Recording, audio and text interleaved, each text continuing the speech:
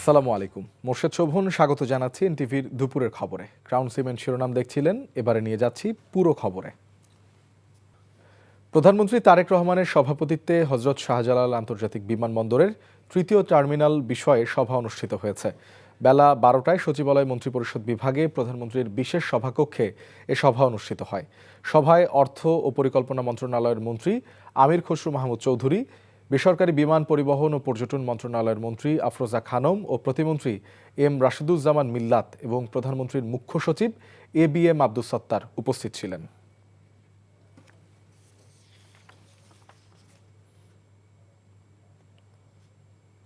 কখনো দুর্নীতি করিনি, কাউকে দুর্নীতি করতে দেয়া হবে না বলে হুঁশিয়ারি দিয়েছেন শিক্ষামন্ত্রী আনম এহসানুল হক মিলন। আর শিক্ষা প্রতিমন্ত্রী ববি হাজ্জাজ বলেছেন, বিগত সরকারের মতো শিক্ষায় রাজনীতিকরণ করা হবে না। সকালে সচিবালয়ে তারা এসব কথা বলেন।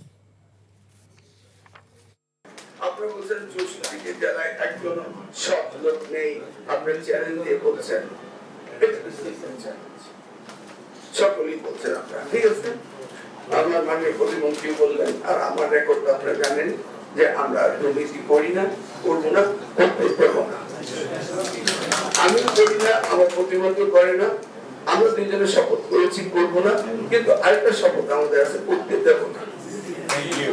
আমরা যাচ্ছি আন্তর্জাতিক অপরাধ ট্রাইব্যুনালে, সেখানে আছেন স্পেশাল করেসপন্ডেন্ট হাসান জাবেদ। জাবেদ, ট্রাইব্যুনালের আদেশ সম্পর্কে কি তথ্য রয়েছে আপনার কাছে? সবশেষ কি জানতে পেরেছেন?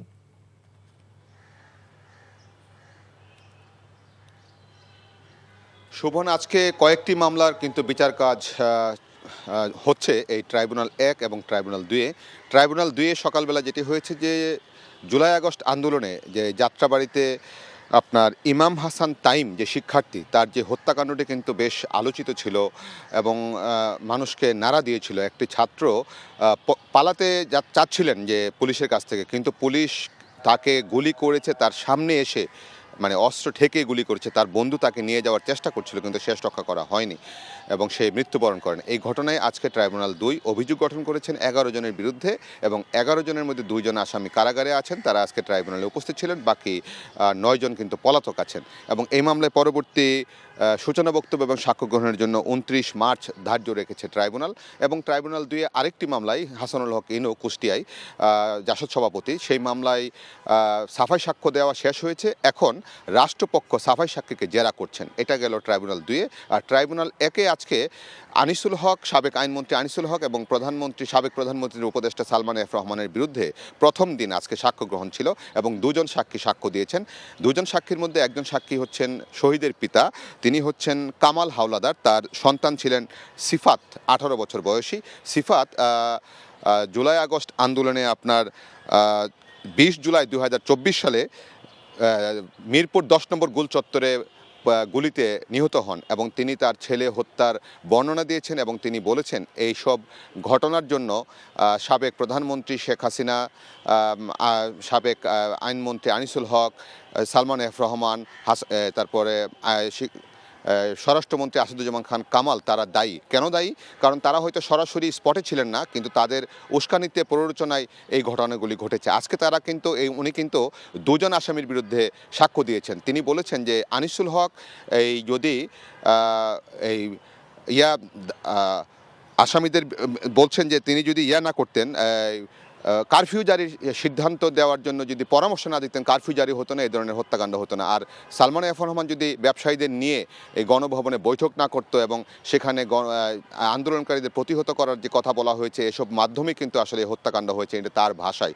এসব বলেই তিনি তার সাক্ষ্য দিয়েছেন এবং 2 জন সাক্ষীকে কিন্তু আসামি পক্ষের আইনজীবী, 2 জন আসামির আইনজীবী কিন্তু জেরা করেছেন এবং পরবর্তী জেরার জন্য 3রা মার্চ দিন ধার্য রেখেছেন। এবং তিনি বলেছেন তার ছেলেকে, এই সাক্ষী, যে তার ছেলেকে হত্যার পর মিরপুরে জানাজা এবং জানাজা করতে দেয়নি, গোসল করাতে দেওয়া হয়নি। পরে তিনি একটি অ্যাম্বুলেন্সে করে মাদারীপুরে গ্রামের বাড়িতে নিয়ে গিয়ে সেখানে জানাজা পড়িয়েছেন এবং তাকে দাফন করেছেন। এইভাবে এই সময় তিনি কিন্তু বেশ আবেগাপ্লুত হয়ে পড়েন সাক্ষ্য দেওয়ার সময়। এইভাবে কিন্তু আজকে সাক্ষ্য গ্রহণ শেষ হয়েছে এই মামলায়। শোভন। দর্শক, আমরা জানছিলাম আন্তর্জাতিক অপরাধ ট্রাইব্যুনাল থেকে জুলাই হত্যাকাণ্ডের বিচারের খবর। আগামী 25শে ফেব্রুয়ারি থেকে শুরু হচ্ছে অমর 21শে বইমেলা। নির্বাচনের আগে নিরাপত্তার অজুহাত দিয়ে দেরিতে শুরু হতে যাওয়া মেলা চলবে 15ই মার্চ পর্যন্ত। শেষ সময় বাংলা একাডেমি প্রাঙ্গণ ও সোহরাওয়ার্দী উদ্যানে চলছে স্টল নির্মাণ ও সজ্জার কাজ। এবছর প্রকাশকদের অনুরোধে বাংলা একাডেমি নিচ্ছে না কোনো স্টল ভাড়া। তবে প্যাভিলিয়ন না করার যে অনুরোধ করেছে প্রকাশকদের একাংশ, তা নিয়ে এখনও চলছে আলোচনা। বিকেলে জানা যাবে চূড়ান্তভাবে অংশ নেওয়া প্রকাশকদের তালিকা। এবার বাংলা একাডেমি প্রাঙ্গণে সরকারি ও বেসরকারি বিভিন্ন প্রতিষ্ঠানের স্টল, আর সোহরাওয়ার্দী উদ্যানে থাকবে সব সৃজনশীল প্রকাশকদের স্টল। থাকবে শিশু চত্বর, লেখক বলছে মঞ্চ, লিটল ম্যাক চত্বর এবং মোড়ক উন্মোচন মঞ্চ। এছাড়া একাডেমির অংশে মূল মঞ্চে প্রতিদিন থাকবে সেমিনার ও বিভিন্ন সাংস্কৃতিক পরিবেশনা।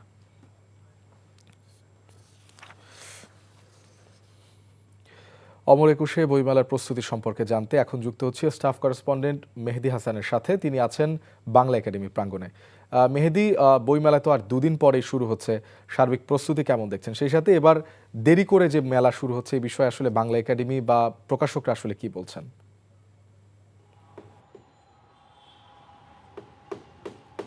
শোভন, আপনি যেটি বলছিলেন, প্রকাশকদের একাংশ কিন্তু এখনো পর্যন্ত এই প্যাভিলিয়ন বিষয়ে সিদ্ধান্ত আসেনি। এটি এখনও আলোচনার মধ্যে রয়েছে, তারা এখন আলোচনা করছেন।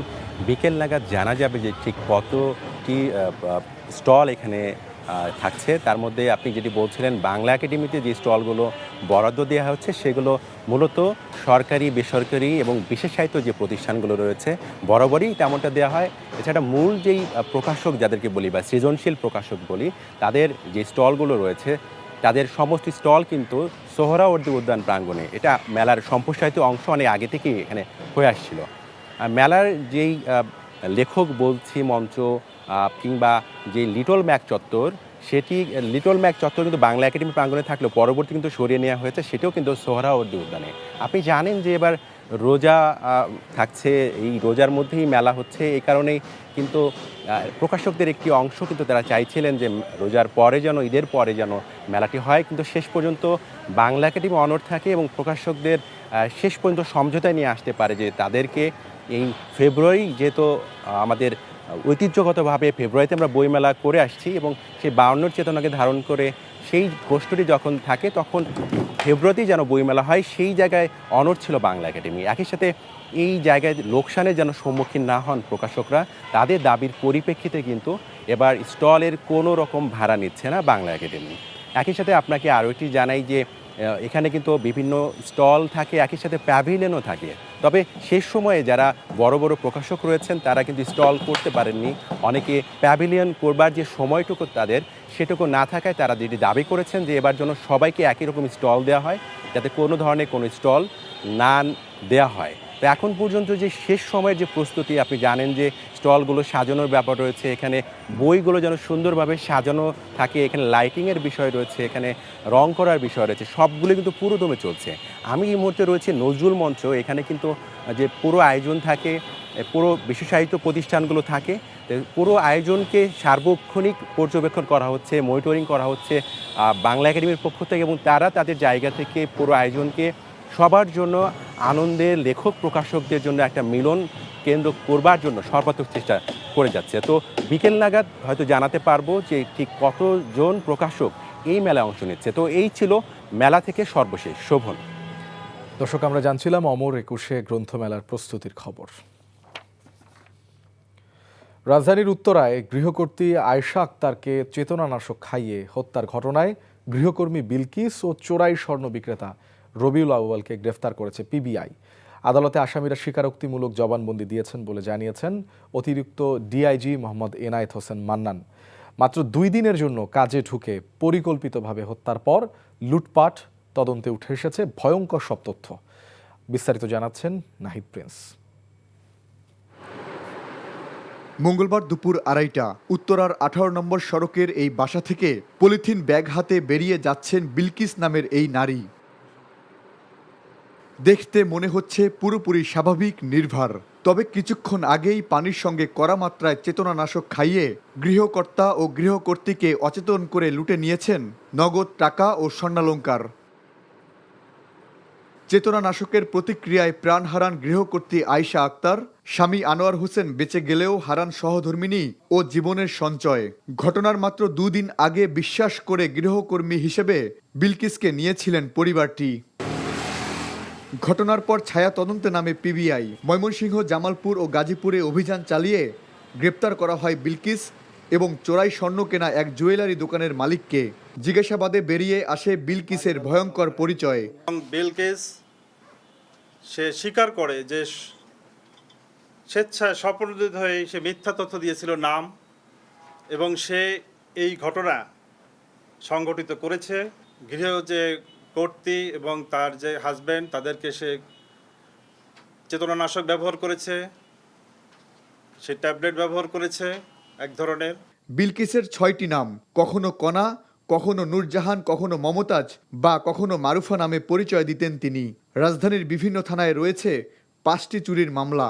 এই অপরাধের প্যাটার্ন হচ্ছে এইভাবে যে সে অপরাধ ঘটিয়ে বাসা চেঞ্জ করে ফেলে, এবং বাসা চেঞ্জ করে ফেলায় তার নতুন বাসা কেউ জানে না। পুলিশ বলছে জামিনে বেরিয়ে পরিচয় বদলে নতুন বাসায় কাজ নেয় বিলকিস। যখন আপনারা গৃহকর্মী নিয়োগ দিবেন, তাদের আইডিটা নিশ্চিত করবেন, এনআইডি সংরক্ষণ করার চেষ্টা করবেন, সেটা নিশ্চিত করবেন। অনেক সময় এনআইডিগুলো ফলস ফেব্রিকেটেড হয়। Nahid Prince, NTV news, Dhaka. জাতীয় ভোক্তা অধিকার সংরক্ষণ অধিদপ্তরের বাজারে অভিযানে বাধা প্রদান ও মার্কেট বন্ধের হুমকির প্রতিবাদে মানববন্ধন করেছে consumers association of Bangladesh cab. সকালে জাতীয় প্রেস ক্লাবের সামনে মানববন্ধন থেকে দোষীদের বিরুদ্ধে কঠোর শাস্তিমূলক ব্যবস্থা গ্রহণের দাবি জানানো হয়। এ সময় সংগঠনটির পক্ষ থেকে সরকারের নিকট 5টি দাবি উত্থাপন করা হয়। গত 18 ফেব্রুয়ারি ভোক্তা অধিকার সংরক্ষণ অধিদপ্তরের ঢাকা বিভাগীয় কার্যালয়ের সহকারী পরিচালক আব্দুল জব্বার মণ্ডল রাজধানীর মৌলভীবাজারে অভিযান পরিচালনাকালে জরিমানা করেন। এর প্রেক্ষিতে ব্যবসায়ী সমিতির সভাপতি মোহাম্মদ আলী ভুট্টো ব্যবসায়ীদের জড়ো করে দোকানপাট বন্ধ করার হুমকি দিয়ে সরকারি কাজে বাধা প্রদান করেন। হবিগঞ্জের বাহুবল থানার ওসি সাইফুল ইসলামকে অকথ্য ভাষায় গালমন্দ করার অডিও ক্লিপ সামাজিক যোগাযোগ মাধ্যমে ছড়িয়ে দেওয়ার অভিযোগে শায়েস্তাগঞ্জ উপজেলা বিএনপির সভাপতি ফেরদৌস চৌধুরী তুষারকে আটক করেছে ডিবি পুলিশ। দুপুরে হবিগঞ্জ শহরের শায়েস্তানগর এলাকার নিজ বাসা থেকে তুষার চৌধুরী আটক করা হয়। শনিবার বিকেলে সামাজিক যোগাযোগ মাধ্যমে বাহুবল থানার ওসিকে অকথ্য ভাষায় গালমন্দ করার একটি অডিও ক্লিপ সামাজিক যোগাযোগ মাধ্যমে ভাইরাল হয়। পরবর্তীতে আইনশৃঙ্খলা বাহিনী বিষয়টি তদন্ত করে অভিযোগের সত্যতা পায়। তবে অভিযুক্ত তুষার জানিয়েছেন অডিও ক্লিপটি এডিট করে কে বা কারা সামাজিক যোগাযোগ মাধ্যমে ছেড়ে দিয়েছে এ বিষয়ে তিনি কিছুই জানেন না। এই ছিল দুপুরের খবরে। এই খবরের ভিডিও সহ আপডেট জানতে ভিজিট করুন এনটিভি অনলাইন www.ntvbd.com। এছাড়াও এনটিভির জনপ্রিয় সব অনুষ্ঠান ও খবরের আপডেট জানতে ভিজিট করুন আমাদের ইউটিউব ও ভেরিফাইড ফেসবুক পেজ। ধন্যবাদ সবাইকে।